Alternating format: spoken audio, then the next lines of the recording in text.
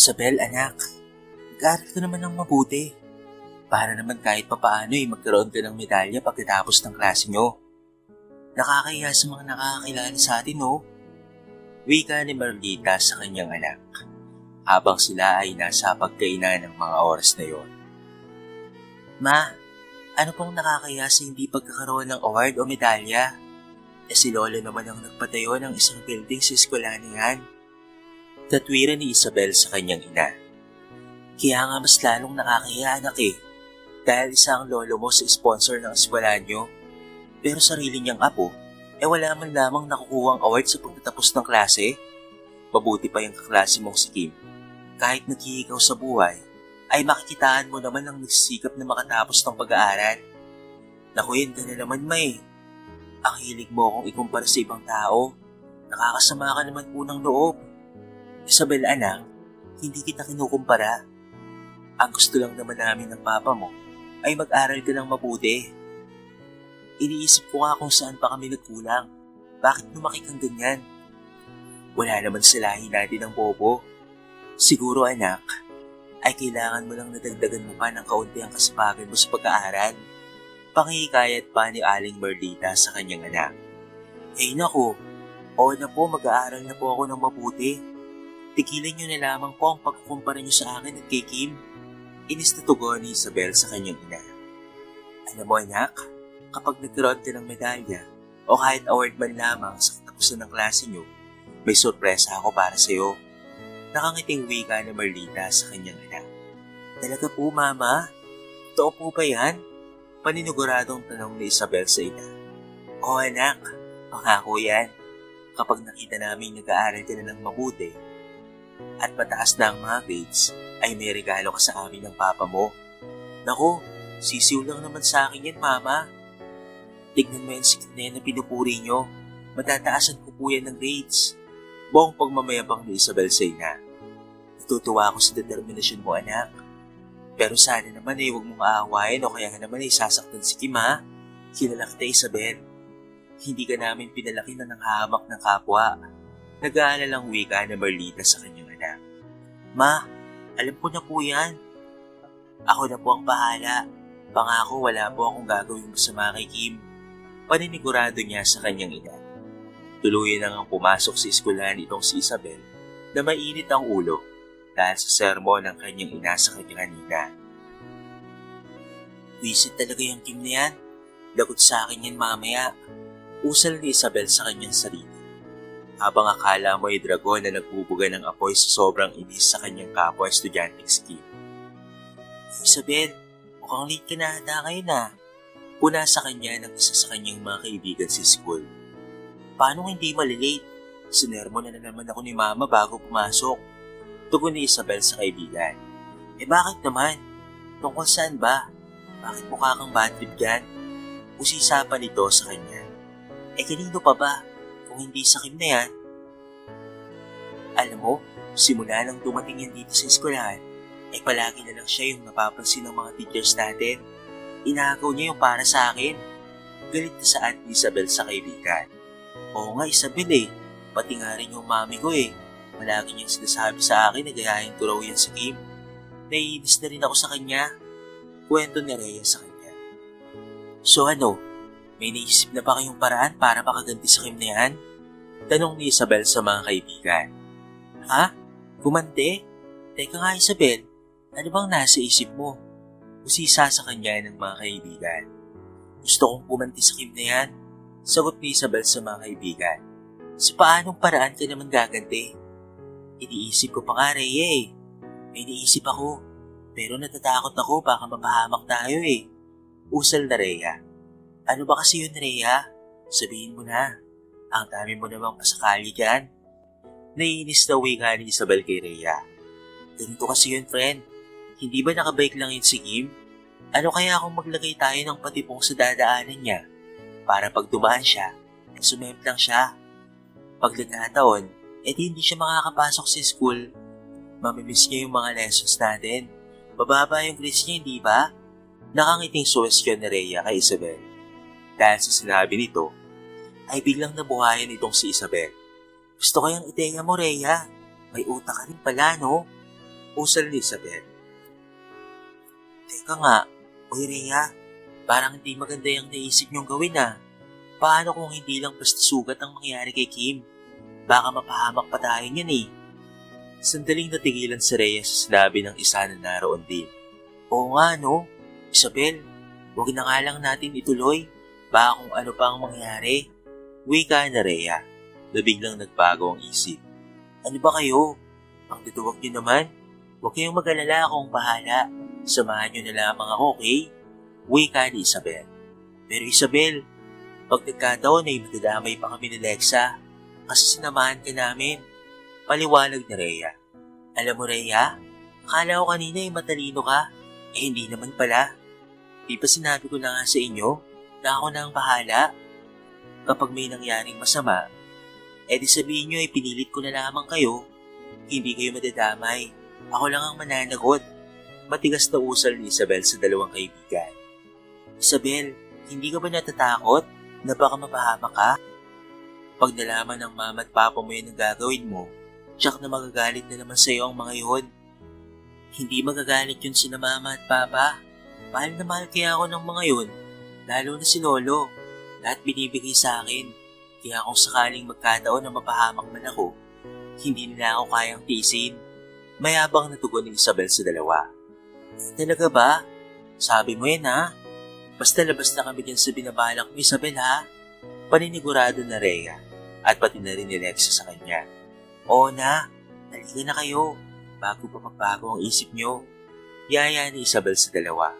Kaya naman nang sumapit ang hapon at oras na ng uwian nila, ay agad na pinuntahan na Rhea si Kim habang ito ay papalabas na ng eskwelahan. Kim, sandali lang. Tawag na Rhea na humahangos pa palapit kay Kim. O Rhea, ikaw pala. Bakit mo ako tinatawag? Kasi pinapapunta ka ni Ma'am Reyes sa faculty. Ha? Wala namang nabanggit sa akin si Ma'am kanina. Nagtatakang wika ni Kim kay Rhea. Kaya nga, kasi nakalimutan niyang sabihin sa'yo kanina. Kaya nang makita niya ako, sabi niya sabihin ko raw sa'yo. Kaya nga tumatakbo ko papalapit sa'yo eh. Kasi hinahabol kita. Mahabang paliwanag ng magsisinungaling na si Rhea sa kausap. Ganun ba? Sige salamat ha.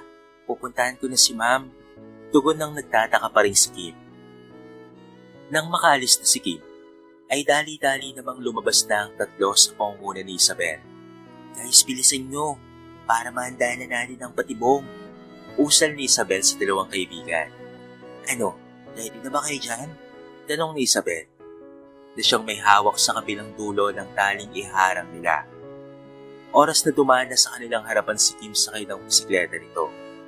Napangisi pa siya nang magtanguan ng mga ito. Kahit pa alam niyang labag sa kalooban ng dalawa ang pinaggagawa niya. Takot kasi sa kanya ang mga ito. Palibasa, ay kilalang bully talaga itong si Isabel sa eskwela nila. Dahil lolo niya ang isa sa sponsors nito. Malakas ang kanyang kapit kaya naman malakas din ang loob niyang gumawa ng mga kalokohan. Matagal nang biktima ng pambubuli ni Isabel si Kim. Unang pasok pa lamang nito sa kanilang eskwelahan ay talaga namang pinag-iinitan niya na ito. Lalo na nang malaman niyang tindera lamang ito sa palengke at nakapasok lamang ito sa kanilang eskwelahan dahil sa isang scholarship. Pakiramdam ni Isabel ay dapat siyang sundin ni Kim dahil pamilya niya ang nagpapaaral dito. Ang akala kasi ni Isabel, porkit isa ang pamilya niya si sponsor ng eskwelahan, ay pag-aari na niya ang lahat-lahat dito. Samantala, tawag ng tawag itong si Kim sa labas ng faculty room. Tao po. Ma'am Reyes? Tawag niya sa kanilang guro, ngunit walang sumasagot. Napansin rin niyang nakapadlock na ang pinto ng faculty room. Kaya naman napakunod na lamang ang noo ni Kim. Maya-maya pa ay may guard na dumating. O Iha, anong ginagawa mo dyan? Tanong nito sa kanya. Ay, hinihintay ko lang po si Ma'am Rhea, Manong. Mabuti pa ay umuwi ka na. At baka gabihin ka pa sa daan. Uwi ka ng gwardiya sa kanya. Nakamot-kamot na lamang ang ulong lumakad papalabas ng eskwelahan si Kim. Kasabay ng gwardiya. Pagtipan ka na naman ng grupo nila Isabel, Iha ha? Opo, Manong. Salamat po ha. Buti na lang at nakita niyo po ako. Kung hindi, baka gabihin na po ako kakantay sa wala. Pagpasalamat ni Kim sa gwardiya. Walang anuman yun, Iha. Sa susunod, ay wag daw ka nang maniniwala sa mga bully mong kaklase. Hintayin mo ang guro mo mismo ang magsabi sa'yo. Dahil kilala mo naman yung si Isabel, hindi ba? Paborito kang pagtripan. Kaya't mag-ingat ka palagi, Iha ha. Paalala sa kanya ng lalaki. Opo, sige po, Manong. Salamat po ulit ha. Sabit muli ni Kim. At agad niya nang kinuha ang bisikleta upang makauwi na. Samantala, namataan na ng grupo ni Isabel na papalabas na itong si Kim at papalapit na sa kinaroroonan niya. Sakay ito ng bisikleta nito. Bumilang pa siya ng 3 upang eksaktong-eksakto ang pagtaas nila ng tubig na magpapataob dito mula sa sinasakyan nito. 1, 2, 3. Aray! Sigaw ni Kim nang bumagsak siya sa kanyang bisikleta. Napahagalpak naman ang tawanan sina Isabel at ang mga kaibigan nito nang makitang bumagsak sa kanilang harapan si Kim. Tuwang-tuwa siya nang makita niyang nasasaktan ang kaeskwela niyang alam niya namang walang kalaban-laban sa kanya. Yan ang nararapat sa'yo. Deserve mo yan. Tara na girls, iwanan na natin yung besting yan. Wika ni Isabel. Pero Isabel, kawawa naman yata si Kim. Parang hindi yata siya makabangon. Wika ni Lexa. Ano ka ba Lexa? Umaarte lang yan para maawa tayo sa kanya. Mataray na saad ni Isabel. Pero Isabel, tignan mo. Di man lamang umiyak si Kim. Naku, baka na paano na yan? Nag-aalalang saad naman na Rhea. Ano ba yan? Sige na nga, lapitan nyo na. Ay naku, kayo talaga napakalambot ng puso nyo. Usal ni Isabel sa dalawa na agad namang nilapitan ng mga ito si Kim. Isabel, parang nawalan ata ng malay. Napasama ata ang bagsak ni Kim. Nawala ang ngiti sa mga labi ni Isabel nang marinig niya ang sinabing iyon ng kanyang mga kaibigan. Agad siyang napalingon sa direksyon ni Kim na hanggang ngayon ay hindi pa rin bumabangon. Teka, tignan ko lang kung hindi pa magising yan. Sinipa niya ang likod ni Kim ng ilang beses, ngunit hindi pa rin ito nagigising. Nakaramdam na ng matinding kaba si Isabel nang mapagtantong nawalan nga ng malay itong si Kim. Isabel, paano na yan? Anong gagawin natin ngayon? Natatakot na saad na Rhea. Oo nga, napasama talaga ang pagkatumba niya. Kailangan nating humingi ng tulong para madala siya sa ospital. Natatarantang suwestyon ni Lexa. Ano pang hinihintay nyo? Sige na, humingi na kayo ng tulong. Kinakabahang utos ni Isabel sa kanyang mga kaibigan. Kaya naman dali-dali ang dalawa niyang kaibigan na bumalik sa eskwelahan. Manong, may tao pa po ba sa klinik? Tanong ni Lexa sa tagalinis. Bakit naman? Nagtatakang tanong ng lalaki. Kailangan po kasing matignan yung kaklase po namin. May nangyari po kasing hindi maganda sa kanya. Baka kailangan na po niyang madala sa ospital. Natatarantang saad na Rhea. Teka, anong kaguluhan ito? Nagtatakang tanong ni Mrs. Vera nang makita niyang natataranta at hindi mapakalian na natatakot si Rhea at Lexa. Ma'am, kailangan pong madala sa ospital si Kim. Napasama po ata ang pagkabagsak niya sa bisikleta. Wika ni Lexa. Ano? Teka, nasaan siya? Kuya, tumawag ka ng ambulansya ngayon na. Utos ng guro na agad namang sinunod ng tagalinis. Sa tulong ng kanilang mga guro, ay naisugod nila si Kim sa ospital at naagapan ng pinsala sa katawan nito. Masama kasi ang naging bagsak ng dalaga. Tumama ang ulo nito sa sahig. Nagkaroon ng bali sa buto nito sa tadyang. Kaya naman siguradong matatagalan pa ito bago tuluyang makalakad ulit. Lexa, Rhea, ano ba talaga ang nangyari kay Kim? Tanong ng kanilang guro si Mrs. Vera. Hindi po namin alam. Nakita na lamang po namin siya sa daan. Naiiyak na saad na Rhea. Lexa, sabihin mo na ang totoo. Hindi ba kayo naaawa sa sitwasyon ng kaklase nyo? Matatagalan pa bago siya makalakad dahil sa malakas ang pagkakabagsak niya. Saninang pagkabali ng kanyang mga buto, wika ng kanilang guro.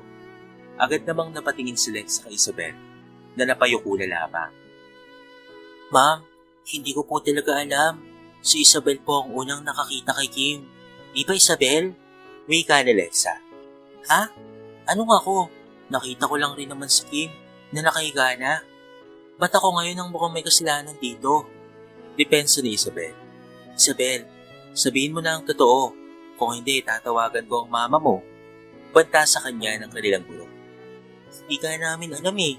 Pare-pareho lang kami na nakita si Kim na nakahiga. Mabuti na nga lang at nandun kami eh. Kung hindi, baka namatay na yan siya. Papalang nasagot ni Isabel sa kanyang guro. Kung ganun, tatawagan ko na lang ang mama mo. Total in charge din naman siya rito sa pangyayaring ito dahil isa kayo sa may-ari ng school. Pananakot sa kanya ng kanilang guro. Eh di papuntahin mo dito si mama. Wala akong pakialam. Sad ni Isabel na siya namang ginawa ng guro. Hello Mrs. Castro, andito po ngayon ang anak niyo sa ospital dahil may nangyari po sa kaklase nilang si Kim. At sila ng mga kaibigan niya ang pangunahing suspect. Kaya't pumunta na lamang po kayo rito para makausap niyo po ang anak niyo patungkol dito. Sige po, salamat po. Ani ng kanilang guro. Kahit na iparinig mo pa yun sa akin, ay hindi ako natatakot. Natatawang saad ni Isabel. Alam mo Isabel, ikaw lang talaga ang naiba ng ugali. Napakabait ng mga magulang mo, pati na rin ng lolo mo. Pero ikaw, natalo mo pa ang lalaki sa pambubuli mo. Napakasama ng ugali mo. Wala kang respeto sa nakakatanda sa'yo. Bakit po ba ma'am ako agad ang pinagbibintangan niyo sa nangyari kay Kim? Hindi pa natatapos ang sasabihin ng dalaga nang biglang magsalita ang kanyang inang si Merlita. Isabel, tama na yan. Seryosong saad ng kanyang ina. Ma, ay sa wakas nandito ka na rin po. Kasi itong si Mrs. Vera, pilit kaming pinagbibintangan sa nangyari kay Kim. Eh kami na nga po ang tumulong para madala siya sa ospital eh. Pagsasinungaling ni Isabel sa ina. Isabel, kilala kita, kaya hindi mo sila masisisi kung ikaw ang pinagbibintangan nila dahil ikaw lang rin naman ang palaging nambubuli kay Kim. At kayo naman Rhea at Lexa, sabihin niyo na sa akin kung sino ang gumawa nito. Galit na saad ng ina ni Isabel. Sorry tita, pero wala po talaga kaming alam. Na kayo kung wika na lamang na Rhea. Kung ganun, ayaw niyong umamin ha? May CCTV rin naman na makapagsasabi kung sino ang may kagagawa nito. Kaya kapag nalaman ko na ikaw ang may kagagawa nito, Isabel, umanda ka talaga sa akin. Banta ng kanyang ina. Galit na naman ang mga magulang ni Isabel sa kanya nang malaman ng mga ito ang nangyari. Dahil walang gustong umamin sa kung sino ang may kasalanan, ay na-review na lamang ng management ng kanilang eskwelahan ng CCTV footage. At doon ay napag-alaman ng mga ito na si Isabel at ang kanyang mga kaibigan ang may kagagawa ng nangyari. Hindi ko na talaga alam kung paano ka namin patitinuhin. Akala mo ba Isabel, sa ilong umiikot ang buong buhay namin? Kaya wala kaming pakialam sa ibang tao? Halos lagutan mo na ng hininga ang kaeskwela mo. Galit na tura ng kanyang ama. Kaya naman napayuko na lamang si Isabel. Sa totoo lang ay hindi naman nagkulang ang mga ito sa pag-aaruga sa kanya o kahit sa pangangaral. Ngunit talagang dumataloy na sa kanyang dugo ang pagiging salbahe at mapaglaro. Masyado niyang isinasaisip ang katotohanan mayaman siya, kaya naman ganoon ang kanyang gawain. Ano ba ang nangyayari sa iyo anak? At ginawa mo ang ganitong bagay ha? Hindi makapaniwalang saad ng kanyang ina. Ma, hindi namin sinasadya eh. Nagkatawaan lang talaga kami. Tapos ayun, hindi namin nakalain na ganito ang kalalabasan. Umiiyak na saad ni Isabel. Ngayon alam mo na ganito ang magiging kalalabasan. Isabel, pinapalampas namin ang mga kalokohang ginagawa mo sa school. Kahit na ang totoo, ay alam namin ang lahat ng iyon. Pero sumusobra ka na. Umaabot ka na sa punto na may sinasaktan ka ng kaklase mo para lamang sabihin na ikaw ang masusunod. Ano bang ginawa sa'yo ni Kim para ganyan ang gawin mo sa kanya? Galit na tanong ng kanyang ama.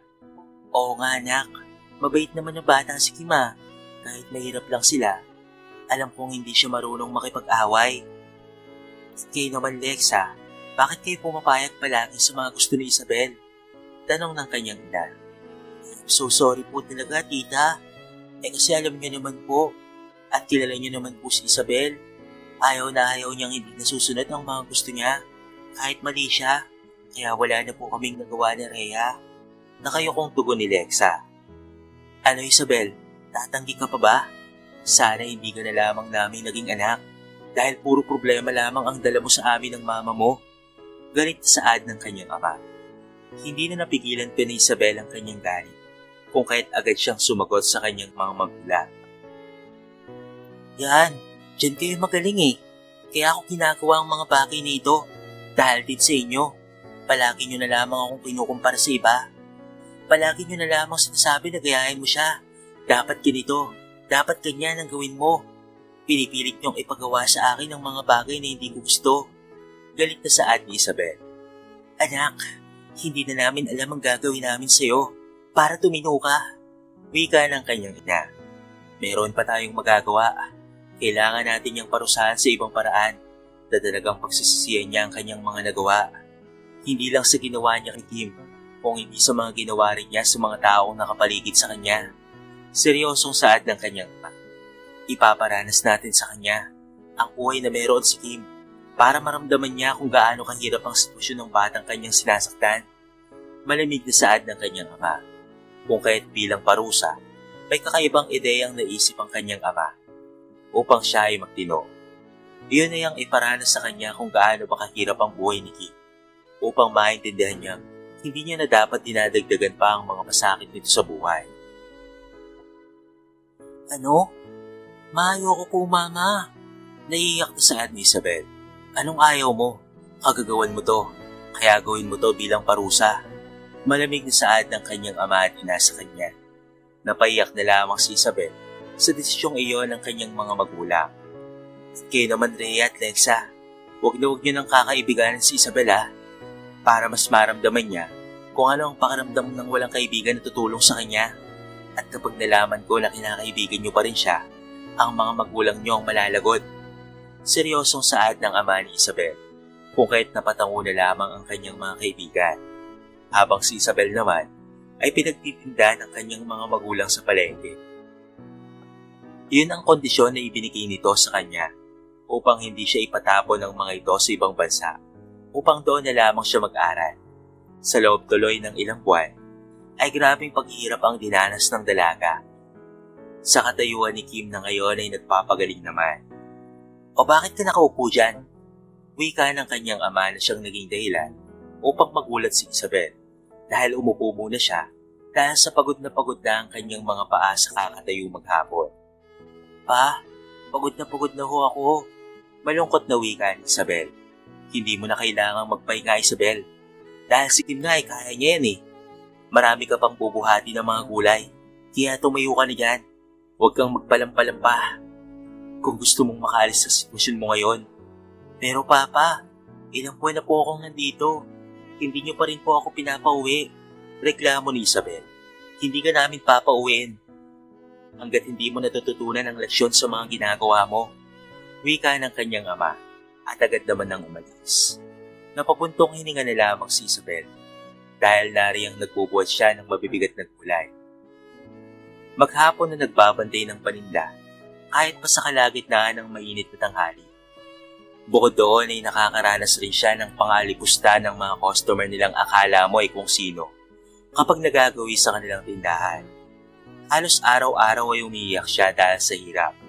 Ngunit kalaunan ay natuto rin siyang masanay. Doon pa lamang niya tunay na natutunan ang kanyang leksyon. Talaga palang mahirap ang buhay ni Kim at kinakailangan pa nitong kumayod para lamang makapag-aral. Pagkatapos ay wala naman siyang ginawa kung hindi ang guluhin to. Ngayon ay labis niya ng pinagsisisihan ng lahat. Kaya naman tinatapos niya na ang lahat ng gawain nito ng walang reklamo araw-araw. Hanggang sa gumaling na nga ang dalaga. Matapos iyon, ay pinakita ni Isabel sa lahat ang pagbabago niya at ipinangakong hindi na siya ulit babalik pa sa mga dati niyang masamang gawin. Nang makalabas na si Kim ng ospital, ay naging mabuti na siya rito. Hindi niya na ito binubuli pa. At kinaibigan niya na ito ng taos sa kanyang puso. Pinagsisisihan niya ang lahat ng ginawa niya kay Kim. Nang matapos naman na ang pagpapahirap sa kanya ng kanyang mga magulang, ay pinabalik na rin naman siya nito sa kanilang tahanan. Ang gusto lang naman kasi ng kanyang mga magulang ay matuto siya ng leksyon. na wag nang mananakit o mambubuli pa ng ibang kapwa niya estudyante. At higit sa lahat, ay hindi niya namalitin pa ang ibang mga tao. Di kalaunan ay naging matalik na ngang magkaibigan si Kim at Isabel. Nagtutulungan sila sa lahat ng gawain sa eskwelahan. At bilang pasasalamat naman ni Isabel, ay palagi niya itong inililibre ng baon. Laking gulat naman ng mga guro at pati na rin ng mga ibang estudyante sa laki ng ipinagbago nitong si Isabel. Kung noon ay napakabuli nito, ngayon ay napakahiling na at napakabait na bata.